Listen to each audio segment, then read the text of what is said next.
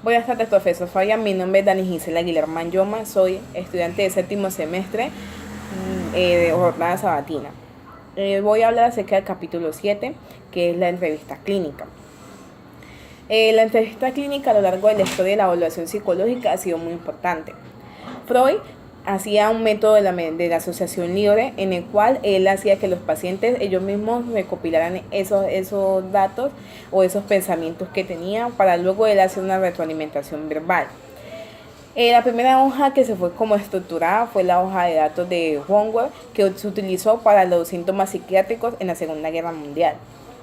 Se dice que la entrevista clínica no en todos los psicólogos no es estructurada. ¿Por qué? Porque cada psicólogo él mismo hace su rapport y hace su forma de entrevista clínica. Claro, siempre con los mismos objetivos. ¿Por qué? Porque no todos los pacientes son iguales y cada experiencia del psicólogo así hace que él mismo pueda hacer su entrevista. La entrevista clínica tiene que tener una meta y un propósito. Se sabe que tenemos que llegar a un diagnóstico y queremos saber acerca de ese paciente y hacer la recopilación de datos. Pero también tenemos que tener en cuenta que hay que recabar la información de ese paciente. O sea, no solamente quedarnos con lo que nos dijo, sino que ir más allá de la información que él nos está brindando mediante la primera pues vez que nos vemos con él. Segundo, tenemos que tener y llegar a ese diagnóstico y establecer esa relación entre paciente y psicólogo. También tenemos que tener en cuenta de que tenemos que tener ciertas habilidades para poder hacer una entrevista, que es como la habilidad de comunicación. Nosotros tenemos que tener la habilidad de comunicarnos con ese paciente y de tomar esa información que ellos nos brindan para nosotros comunicárselas. ¿Por qué? Porque no solamente nos vamos a enfrentar con un solo tipo de persona o una sola personalidad. Vamos a tener múltiples personalidades, vamos a tener personas multiétnicas, culturales, donde nos vamos a presentar que frases o palabras que nosotros tenemos en nuestro lenguaje pueden significar otra cosa para ese paciente, o lo que ellos nos van a decir va a significar otra cosa. Entonces tenemos que tener en cuenta que un costeño no va a hablar igual que un paisa, por decirlo así. Entonces tenemos que tener en cuenta esa habilidad para esa comunicación. También tenemos que tener esa habilidad de influir. ¿Por qué? Porque si nosotros no influimos en ese paciente y no moldeamos aquellas preguntas que ellos nos están haciendo a nosotros, entonces vamos a siempre ir como, no vamos a llevar una dirección en la entrevista, sino que vamos a andar así como en otro, o sea, en otra dirección y no la que tenemos que llevar. Entonces tenemos que también fijarnos en esa expresión de sentimiento, en cuáles son las afirmaciones que se direccionan a lo que nosotros queremos tener, el contenido de lo que nos está diciendo, la interpretación que tenemos que hacer acerca de lo que ellos nos va a decir. Entonces podemos hacer múltiples preguntas abiertas, cerradas, para poder llegar a esa entrevista. La entrevista siempre se ha visto como un medio para recopilar información. Siempre se ha visto como esa herramienta que se utiliza para poder llegar y saber muchas cosas sobre el paciente. Se tienen que diferenciar las entrevistas con niños y adolescentes y las entrevistas con adultos. ¿Por qué?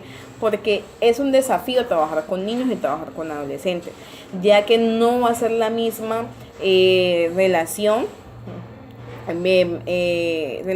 que se va a ver del psicólogo al niño, porque el niño no nos va a llevar o no nos va a dar esa recopilación de datos de la misma manera que lo va a hacer un adulto, porque no nos vamos a poder direccionar correctamente con esas preguntas. Por eso muchos psicólogos de niños lo que hacen es mediante juegos, mediante pruebas, poder llegar a saber qué es lo que tiene o cuál es el diagnóstico. Y también se centra mucho en la entrevista con los padres, porque los padres son como esa base de datos que tenemos acerca del pequeño o del adolescente. En cambio, la entrevista con adultos sí la podemos llevar y manejar un poco más. Claro que no todos son iguales y pues no todas las entrevistas también van a tener la misma dirección. Tenemos que tener en cuenta que tenemos que formular mucho las hipótesis para poder llegar a ese diagnóstico, y tenemos que tener esa confidencialidad, no solamente acerca de la confidencialidad de la información por ética profesional, sino que también tenemos que tener una confiabilidad y una validez de toda esa información, de que lo que la persona nos está diciendo sea verdad, o de lo que nosotros estemos diciendo también sea correcto. El DSM-5 hay una entrevista que está estructurada y está enfocada para que los trastornos y los diagnósticos sean direccionados a esto. Para mí la entrevista clínica como crítica constructiva es muy importante. Si nosotros no hacemos esta entrevista, si nosotros no la hacemos bien, si no tenemos esa parte de direccionar al paciente, de recopilar esa información, muchas veces podemos hacer muchas sesiones y no vamos a llegar a ese diagnóstico de ese paciente. Tenemos que tener en cuenta de que la entrevista es el punto vital para nosotros saber y llegar a esa meta y ese propósito. La entrevista tenemos que mirar cómo estructurarla, cómo hacer ese mapa con ese paciente, y también poner mucho nuestro empeño como psicólogo para poder hacer una buena entrevista y tener buenos métodos para hacerlo. A pesar de que nos van a llegar niños, adultos y adolescentes, entonces tenemos que saber cómo tratar y cómo tratar a todas esas personas.